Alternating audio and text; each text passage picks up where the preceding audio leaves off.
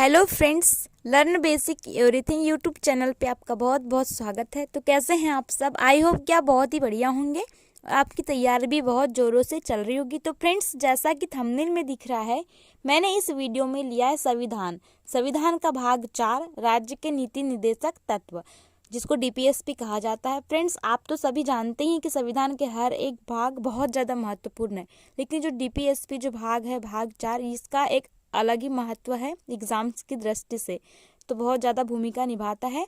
तो आप वीडियो में एंड तक बने रहिए, क्योंकि डीपीएसपी से जितने भी क्वेश्चन अगर बन सकते हैं तो मैंने उन सारे क्वेश्चंस को इस वीडियो में इंक्लूड किया है। तो फ्रेंड्स, स्किप नहीं करिए, सारे क्वेश्चन को ध्यान से पढ़िए।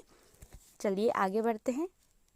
पहला क्वेश्चन है, राज्य के नीति निर्देशक तत्व की प्रेरणा बना है। तो फ्रेंड्स, 4 ऑप्शन है, इनमें से बताना है कि राज्य के जो नीति निर्देशक तत्व हैं वह कहाँ से हैं। तो फ्रेंड्स, इनका संबंध है 4th नंबर ऑप्शन से। 1935 का जो भारत शासन अधिनियम था, इससे राज्य के नीति निर्देशक तत्व को प्रेरणा मिली है। अगला प्रश्न है, राज्य के नीति निर्देशक तत्व भारतीय संविधान के किस भाग में है?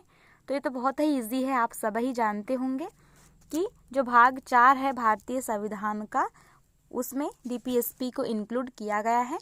अगला प्रश्न है तीसरा, डीपीएसपी न्यायालय में प्रवर्तनीय नहीं है, संविधान के कौन से अनुच्छेद में वर्णित है? तो इसका आंसर बनेगा 1st नंबर का ऑप्शन। आर्टिकल 37 में लिखा है कि डीपीएसपी को न्यायालय में लेके नहीं जा सकते, इस पर कोई विवाद नहीं हो सकता। ओके। अगला प्रश्न है चौथा, अनुच्छेद 38 के अनुसार निम्न में से है। तो फ्रेंड्स, बताना है, तो इसका आंसर होगा 2nd नंबर का ऑप्शन, राज्य का कल्याणकारी सामाजिक उत्थान या समरसता वाला स्वरूप, आर्टिकल 38 के अंतर्गत। दूसरा नंबर का ऑप्शन सही होगा। अगला प्रश्न है, ग्राम पंचायतों का गठन निम्न में से किस आर्टिकल के तहत वर्णन है? तो फ्रेंड्स, जो ग्राम पंचायत है वो संविधान के अनुच्छेद 40 के अंतर्गत आता है। पहला नंबर का ऑप्शन राइट होगा। अगला प्रश्न है, जीवन निर्वाह योग्य वेतन कौन से अनुच्छेद में दिया गया है? तो फ्रेंड्स, इसका आंसर है 2nd नंबर का ऑप्शन, आर्टिकल जो 43 है फ्रेंड्स, इसमें दिया गया है जीवन निर्वाह योग्य वेतन। जैसे मनरेगा वगैरह रोजगार गारंटी के जो काम होते हैं, ये सब अनुच्छेद 43 के अंतर्गत आते हैं। अगला प्रश्न है, डीपीएसपी को भारतीय संविधान की अनोखी विशेषता कहा है? तो फ्रेंड्स, 4 महापुरुषों के नाम दिए गए हैं, इसमें से इसका आंसर होगा 4th नंबर का ऑप्शन, जो डॉक्टर भीमराव अंबेडकर जी है। इन्होंने राज्य के नीति निर्देशक तत्व यानी कि डीपीएसपी को भारतीय संविधान की अनोखी विशेषता कहा था। अगला प्रश्न है 8वां, समान नागरिक संहिता कौन से अनुच्छेद के अंतर्गत आता है? तो फ्रेंड्स, समान नागरिक संहिता सिविल कोड, यह आता है आर्टिकल 44 के अंतर्गत, 44 आर्टिकल। दूसरा नंबर का ऑप्शन राइट होगा।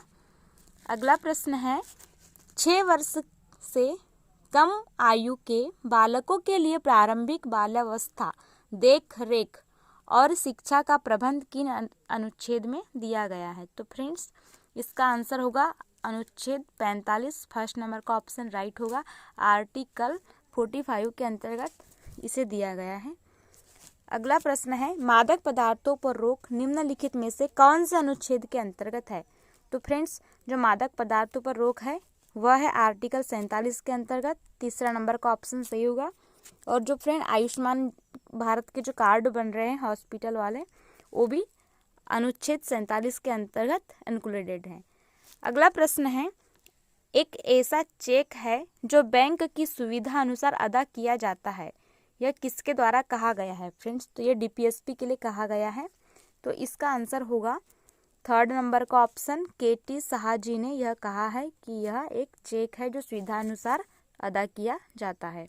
अगला प्रश्न है 12वां, अनुच्छेद 48 के अनुसार। तो फ्रेंड्स, इसका आंसर बनेगा 1st नंबर का ऑप्शन, कृषि और पशुपालन 48 आर्टिकल के अंतर्गत आते हैं।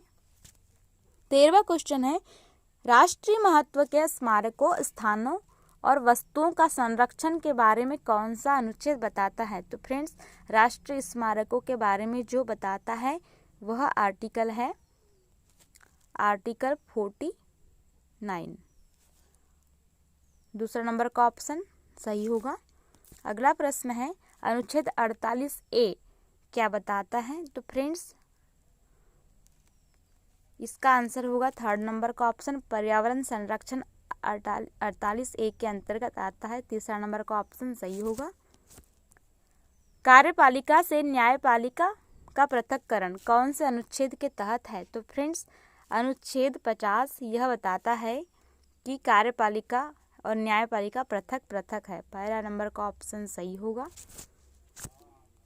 अगला प्रश्न है 16वां, अंतर्राष्ट्रीय शांति और सुरक्षा को बढ़ावा देना डेस अनुच्छेद में है?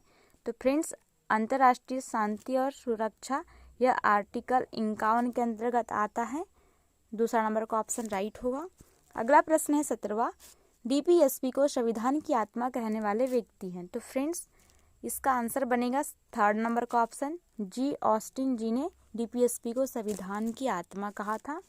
अगला प्रश्न है 18वां, राज्य के नीति निर्देशक तत्व मीन्स डीपीएसपी किस देश के संविधान से लिया गया है? तो डीपीएसपी को आयरलैंड के संविधान से लिया गया है।